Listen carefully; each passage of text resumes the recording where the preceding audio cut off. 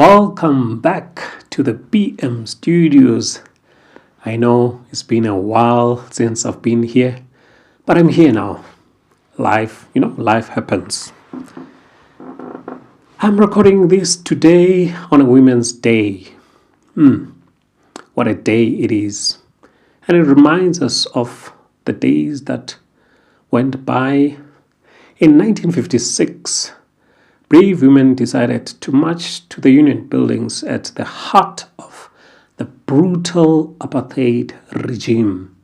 And in the forefront were Lillian Ngoyi, Helen Joseph, Sophie de Bruyn, Rahima Musa, and the likes. The bravery and the audacity they shown knowing the brutal apartheid regime.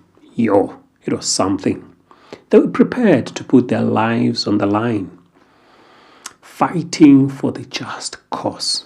They marched against the past laws of 1952 under the Native Act of 1952, which compelled the people of color to carry passes or the passbooks wherever they went, and which also barred them from entering certain areas and also prevented them from traveling anywhere they liked. The freedoms that we enjoy today cannot be taken for granted. Upon reaching the Union buildings, the women stood in absolute silence for 30 minutes. The silence was so powerful that it displayed defiance and powerful dignity in the face of the apartheid government. The National Women's Day was celebrated in 1995 for the first time following the end of apartheid in 1994 to honor the courageous women of 1956 and to celebrate the progress made toward gender equality and the rights of all women in South Africa. Those who were born in the 90s going forward, they don't really understand what it is like not to have the freedom of movement. I can wake up today and decide to go to KZN, St. Lucia or Umhlanga or the Cape of Good Hope, go to Mpumalanga to see the Three Rondavels, go to the Karoo or Plattenberg. Then it was not possible. You had to apply for a special permit and give reasons why you wanted to go to such a place. The main law, the abolition of the passes and the coordination of the Documents Act number 67 of 1952 forced all African men and later women over the age of 16 to carry a bulky book called the reference book or the pass book or Dom Pass. Here's one. For those who don't know, this is a Dom Pass, Republic of South Africa travel document. This is my late brother's Dom Pass. Fortunately, I didn't have to carry one. That's the bulky book called Dom Pass. Why it was called Dom Pass? I don't know. The carrying of this passbook was abolished in 1996. And I took my green mamba in 1986. Here's mine. The green mamba. I took mine in 1986. The driver's license was here. The registration of the voter's roll was here. It was stamped. So this was the one, I think, that had the driver's license. Yes, code 8 driver's license. It was all in this bulky book. Yep. That's how life was then. Women over the millennia got the short end of the stick. The patriarchal rule has not given them any break. Religion has been in the forefront of women oppression. The March of 1956 was against the past laws, yet, which was to fight for all. When you see women take up themselves to fight for injustice, then you must know that they had enough. Women generally face all kinds of abuse. Am I saying men do not face abuse? No, that's not what I'm saying. Abuse of any kind that is directed to any person should not be tolerated. Whatever form of abuse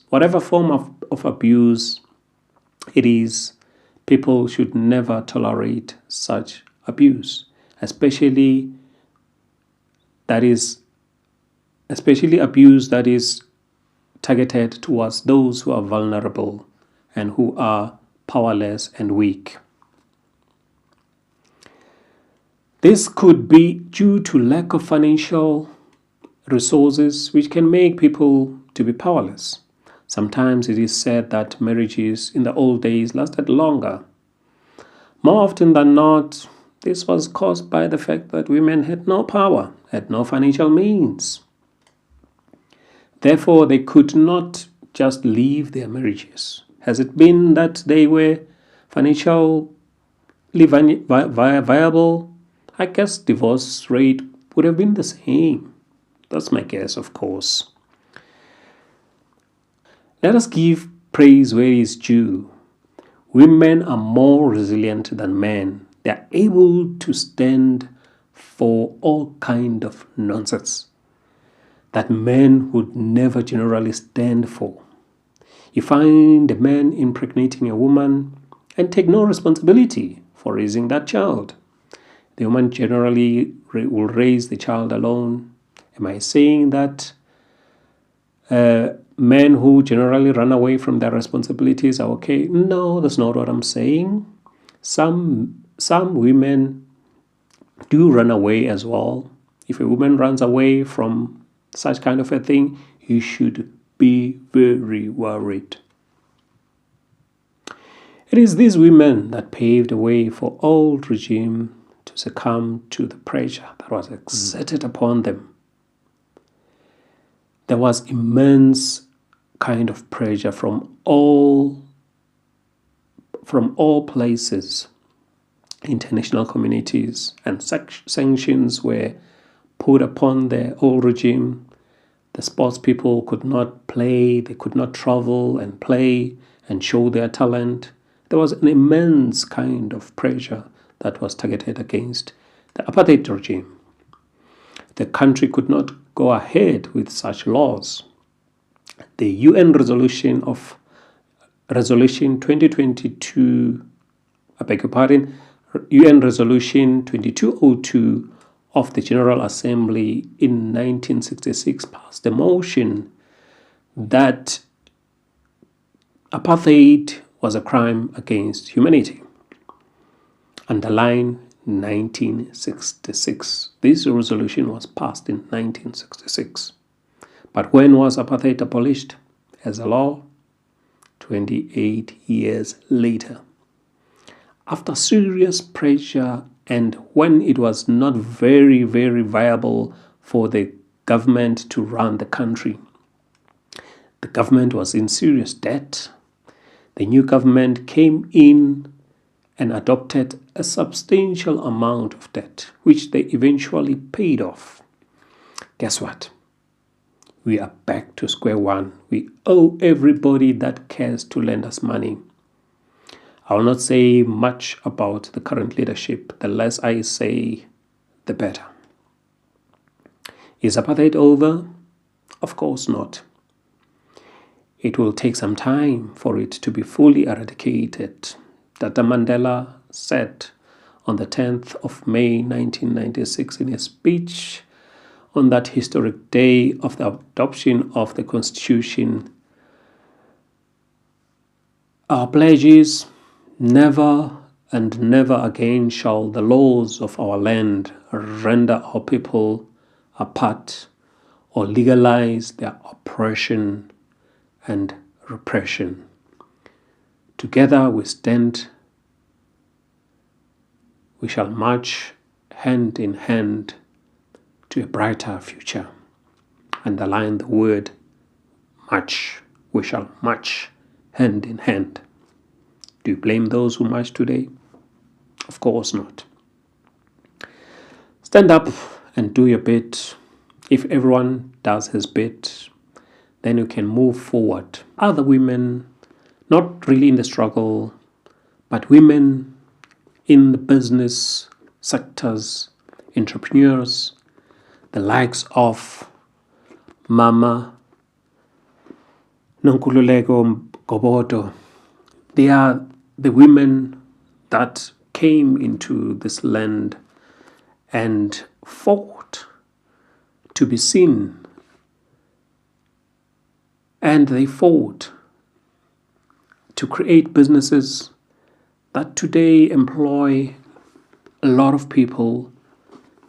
There are a lot of them in the business sector as entrepreneurs, when it was not easy to do so as women, to be in boardrooms with men to negotiate deals, and they were seen as nothing, more especially by the other races who are men who were controlling the economies of this country, but they stood, and those are the other people that we bring praise to, and we say, Aluta continua.